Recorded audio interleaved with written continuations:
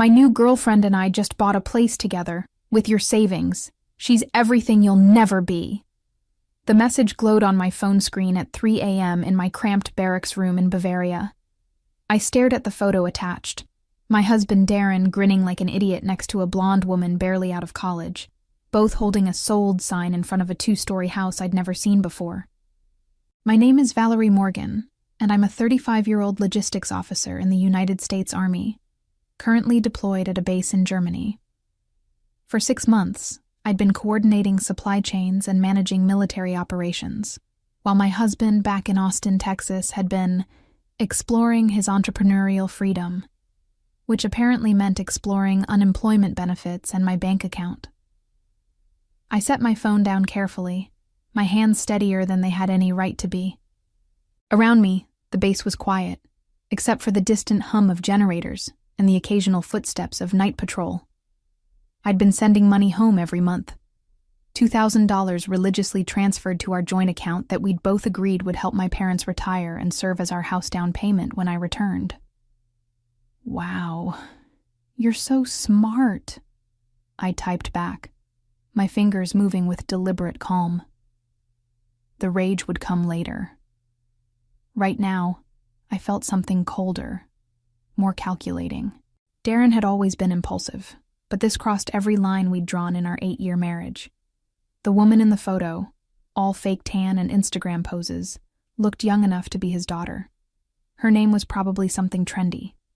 Everything about the situation screamed desperation and midlife crisis. I scrolled through the other photos he'd sent over the past week. Darren at restaurants I couldn't afford even on my officer's salary. Darren buying expensive wine. Darren and his girlfriend on shopping trips, her arms loaded with designer bags. Each image felt like a deliberate slap, designed to show me how much better his life had become without me. What he didn't know was that a month ago, I'd received a fraud alert from our bank. I'd been too busy with a major supply shipment to investigate properly, but now the pieces were falling into place. Something about unauthorized access attempts and signature verification issues. At the time, I'd assumed it was a system glitch. The photo of the house haunted me most. It wasn't just any house. It was the exact style we'd talked about buying together, complete with the wraparound porch I'd dreamed of since childhood.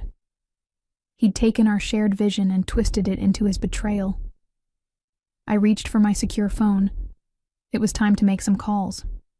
The next morning, I sat across from Captain Patricia Weber in the JAG legal office, a small room that smelled of burnt coffee and determination.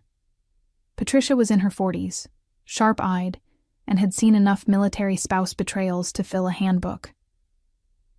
"Tell me everything," she said, sliding a legal pad across the desk. I handed her my phone, showing the photos and messages. My husband emptied our joint savings to buy a house with another woman. He's been unemployed for over a year, living off my deployment pay. Patricia's expression hardened as she scrolled through the evidence. "When did you last authorize any major transactions?" "Never. We agreed the money was for my parents' retirement and our future down payment." I pulled out bank statements I'd printed that morning. "I've been sending $2,000 monthly to our joint account. He was supposed to be paying bills and saving the rest." "How much are we talking about?" "Approximately $45,000 over the past 18 months. The number hit me fresh each time I said it. Nearly 2 years of careful saving, gone. Patricia made notes quickly. "You mentioned a fraud alert?" "About a month ago. Something about signature verification and unauthorized access attempts. I was coordinating a major supply operation and didn't have time to investigate." I felt stupid admitting it, but deployment schedules were brutal. "That's actually good news. It means the bank flagged suspicious activity." She picked up her phone. "I'm calling Sergeant First Class Rodriguez in financial crimes. He specializes in military spouse fraud cases." Within an hour, I was sitting with both Patricia and Rodriguez, a stocky man with kind eyes who'd clearly seen too many soldiers betrayed by the people they trusted most. "Mrs. Morgan, this happens more than you'd think," Rodriguez said. "Deployed service members are particularly vulnerable. The distance, the time zones, the trust we place in our families. It creates perfect conditions for financial abuse. He opened a thick folder. The good news is you have strong legal protections. The Service Members Civil Relief Act, military banking regulations, and if he forged your signature, which seems likely, we're looking at federal wire fraud. What's the process? First, we contact the bank to freeze all joint accounts. Then we trace every transaction. If he used forged documents or misrepresented your deployment status to bypass normal verification procedures, that's multiple felonies. Rodriguez's voice carried quiet satisfaction. Some people think military spouses are easy targets.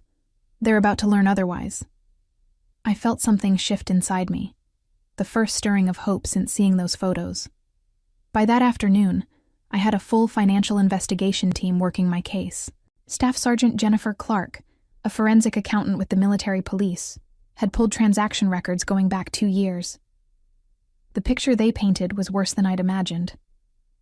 "He's been bleeding your account dry for months," Jennifer said, pointing to a printout covered in red marks.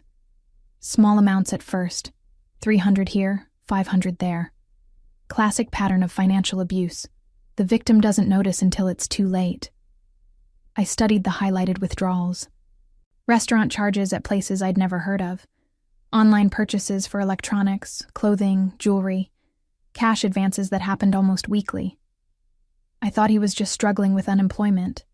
I kept sending more money because I felt guilty being away. "That's exactly what he was counting on," Rodriguez added. He'd returned with more documents, including copies of the house purchase paperwork. Here's where it gets interesting. To buy that house, he needed to show stable income and down payment funds. He did that by forging your signature on financial documents and claiming you were a willing co-purchaser. Patricia leaned forward. "Show her the loan application." Rodriguez spread out several pages.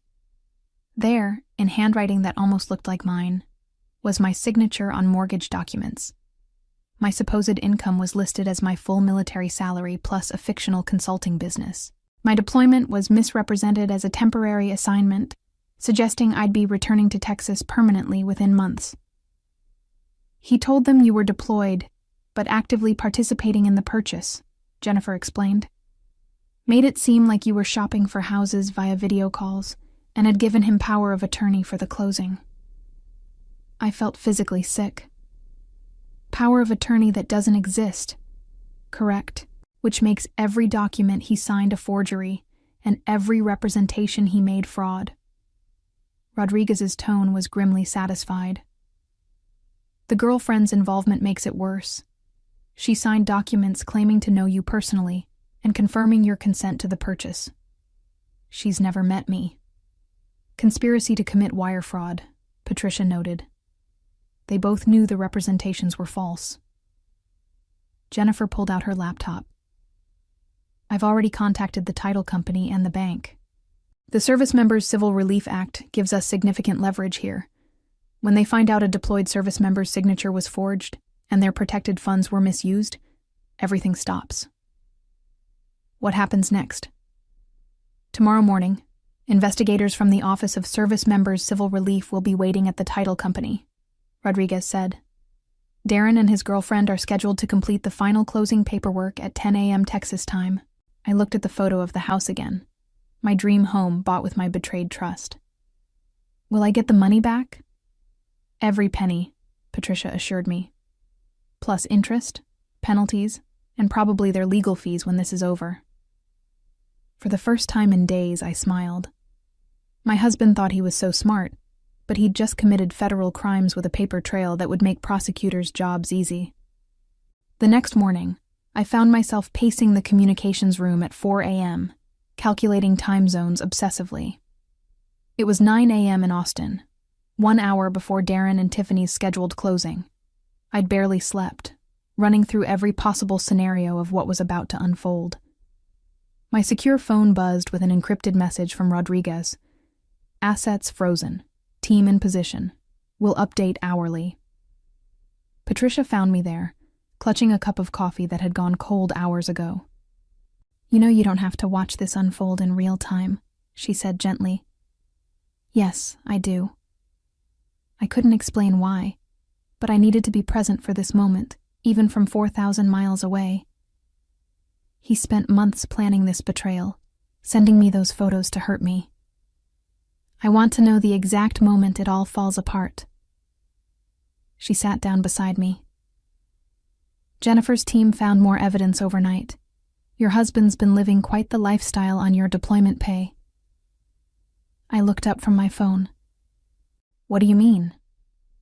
Credit cards you didn't know about, opened in both your names using your social security number and forged signatures. He's been funding expensive dinners, weekend trips, even bought the girlfriend a car. Patricia handed me a thick folder.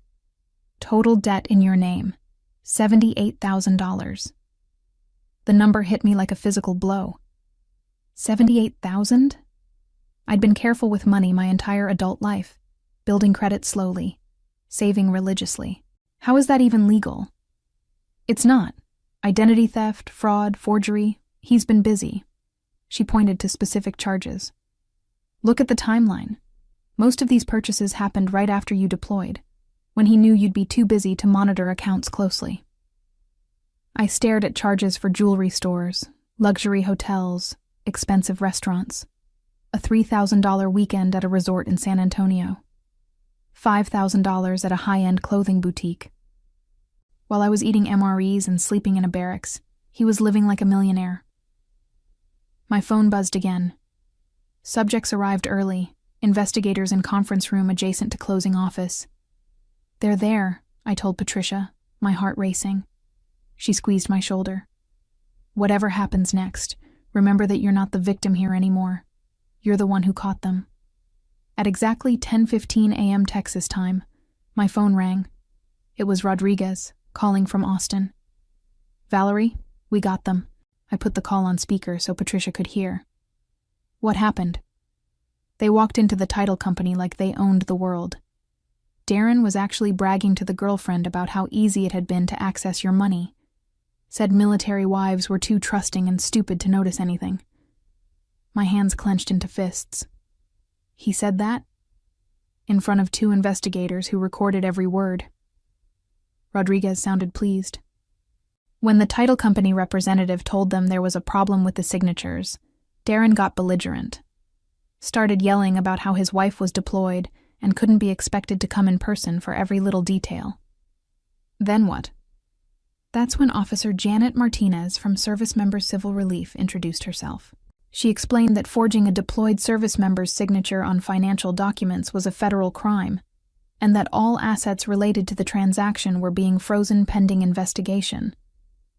I could picture Darren's face, the arrogance melting into panic. How did he react? Denied everything at first. Claimed you'd given him permission for all of it. Then the girlfriend started crying, saying she didn't know any of this was illegal. Rodriguez paused. But here's the best part. Martinez asked him to explain the power of attorney documentation, and he couldn't produce any legitimate paperwork. Because it doesn't exist. Exactly. That's when he realized how much trouble he was in. Rodriguez continued his account, and I could hear the satisfaction in his voice. The title company had to call their legal department immediately. Turns out, when they ran the verification checks this morning, which they should have done weeks ago, half the documents didn't match their security protocols. What kind of documents? Patricia asked, taking notes. Employment verification letters claiming Valerie worked for a consulting firm in Austin. Bank statements showing joint income that didn't exist. Even a letter supposedly from Valerie's commanding officer giving her permission to purchase property while deployed. Rodriguez's voice carried professional disgust. All forged, all easily disproven. I felt a mix of vindication and fury. How sophisticated were the forgeries? Amateur hour. Darren's not nearly as smart as he thinks. He used an old letterhead template he probably downloaded online, and the supposed commanding officer signature was just a Google image of a military signature. Any real verification would have caught it immediately. My phone buzzed with a text message, and my blood went cold. It was from Darren. What the hell did you do? They're saying I committed fraud. This is your fault for not being here." I showed the message to Patricia, who shook her head. "Even when caught red-handed, he's still blaming you. That's going to look great in court." Rodriguez was still talking. "The girlfriend's involvement runs deeper than we initially thought. Tiffany wasn't just a passive participant. She actively helped forge documents. We found text messages between them planning how to make the fake paperwork look legitimate. She was in on it from the beginning? According to the message thread we recovered, she's the one who suggested using your deployment status to their advantage. Said military wives were easy targets because they couldn't monitor things closely." His voice hardened. "She also bragged to friends about spending your money, posting social media photos with captions like, 'When your man knows how to provide.'" I remembered those photos. Tiffany in expensive restaurants, wearing jewelry I couldn't afford, living the life I should have been building for my future. Social media evidence?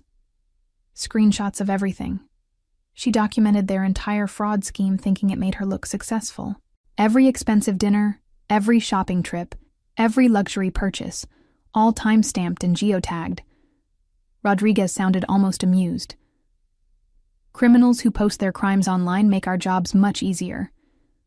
Patricia was making rapid notes. "What's the immediate fallout?" "All joint accounts frozen. The house sale is voided. The title company is facing their own legal issues for not properly verifying the documents. And both Darren and Tiffany are looking at federal charges." My phone buzzed again with another text from Darren. "You ruined everything. Tiffany's crying and it's all your fault. I loved you and this is how you repay me?" I showed it to Patricia, who laughed darkly. "He loved you so much he stole your money and bought a house with another woman. That's definitely going in the evidence file." Rodriguez continued. "The U.S. Attorney's Office is very interested in this case. Military spouse fraud is a priority for them, especially when it involves forged documents and identity theft. They're looking at wire fraud, identity theft, conspiracy, and violations of the Service Members Civil Relief Act." "What kind of penalties are we talking about?" "Wire fraud alone carries up to 20 years. Add the identity theft and military protection violations, and they're both looking at serious federal prison time." He paused. "Plus full restitution to you, including penalties and interest." I felt something I hadn't experienced since seeing those first photos. Genuine peace. "When will they be arrested?" "Already happened. They're both in federal custody as of 30 minutes ago." 3 hours later, I was back in the communications room when Jennifer Clark called with updates that made everything even more satisfying. "Valerie, you need to hear this. When we executed the search warrant on their apartment, we found evidence of a much bigger scheme," Jennifer said, her voice carrying barely contained excitement. I put her on speaker. "What kind of evidence?" "Darren's been doing this to other military spouses. We found files on 3 other women whose husbands are deployed, complete with forged documents and stolen financial information." She paused for effect.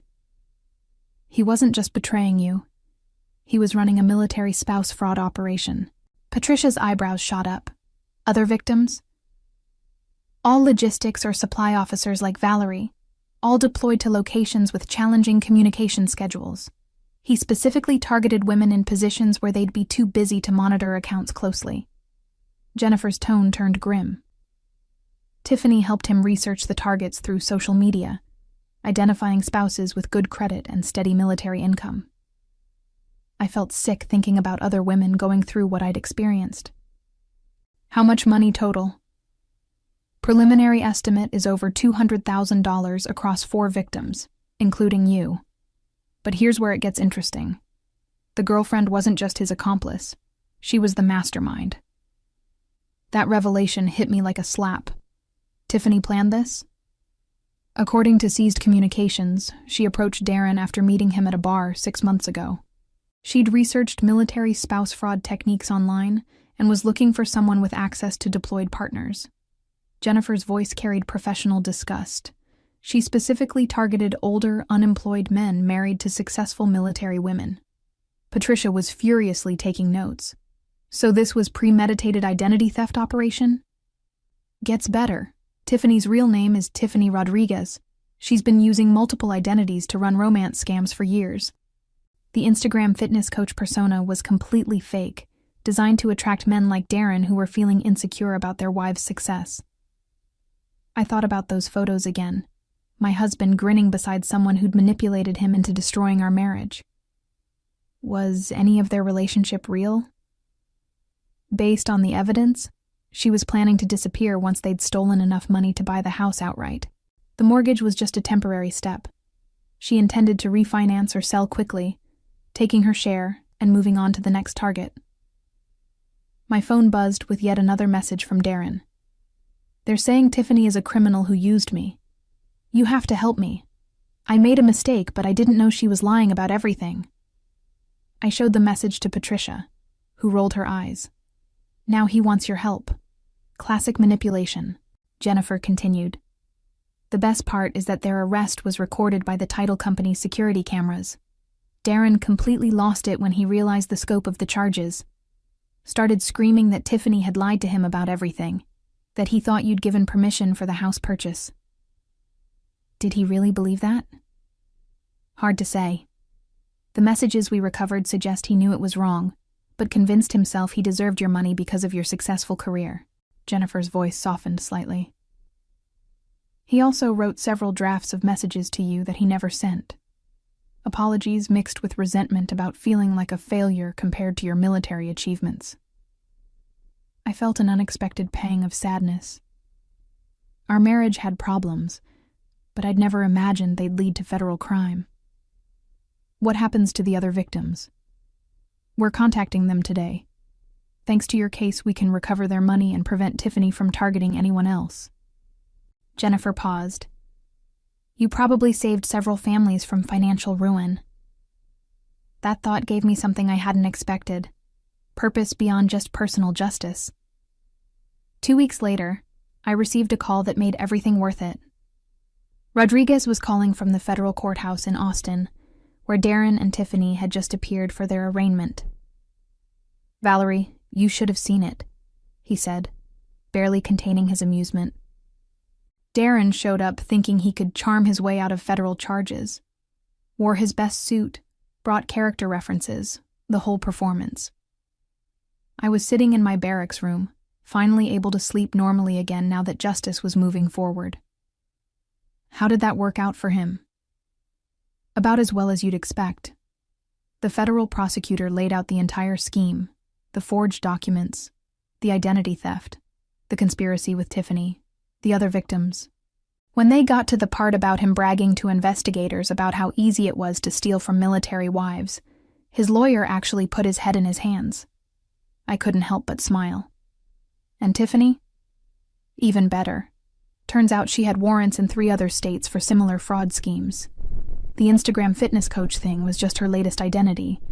She's been running romance scams and military spouse fraud for over 2 years. Rodriguez's voice carried deep satisfaction. She tried to throw Darren under the bus, claiming she was also a victim of his manipulation. The judge wasn't buying it. What are the charges? Darren's looking at wire fraud, identity theft, conspiracy, and violations of military protection laws. Tiffany gets all that plus additional counts for the other victims and her previous warrant history. He paused. The prosecutor is recommending 5 to 7 years for Darren, 8 to 12 for Tiffany. I felt a weight I'd been carrying for weeks finally lift. When's the trial? They're both plea bargaining now. Full restitution to all victims plus penalties and court costs. Justice was finally coming. A month later, I was video calling Patricia from my barracks when she delivered the news I'd been waiting for. Both plea deals are finalized, she said, grinning at the camera. Darren pled guilty to all charges in exchange for 4 years. Federal prison plus 5 years probation. Full restitution of $93,000 to you, including penalties and interest. I sat back in my desk chair, finally able to process that it was really over. And Tiffany? 7 years federal prison. No early release eligibility. She has to pay restitution to all victims across multiple states. Total amount is over $300,000. Patricia's expression grew serious. The judge specifically mentioned that military spouse fraud undermines national security by targeting service members' families. What about the house? Reverted back to the original owners since the sale was fraudulent. Your money is being recovered from the escrow account, and Darren's responsible for any costs the title company incurred. She shuffled papers on her desk. There's more good news. The other military spouses they targeted are getting full restitution too. One woman had her entire deployment savings stolen. $28,000. I thought about those other women, probably feeling the same betrayal and confusion I'd experienced. At least something good came from this mess. Darren sent a letter through his lawyer, Patricia said carefully. He wants to apologize and ask for your forgiveness when he gets out of prison. I laughed, surprising myself. He still thinks this is about him. He destroyed our marriage, stole my money, committed federal crimes, and hurt other military families. But he wants my forgiveness? What should I tell his lawyer? Tell him I'm too busy building my real future to waste time on his fantasy of redemption. I looked at my deployment countdown calendar, suddenly excited about returning home. I have 3 months left here, then I'm starting fresh. The revenge was complete, but my life was just beginning. As I closed the laptop and prepared for my evening patrol, I realized that the betrayal that had shattered my trust had also revealed my own strength. Sometimes the worst thing that happens to you becomes the catalyst for the best thing you'll ever do.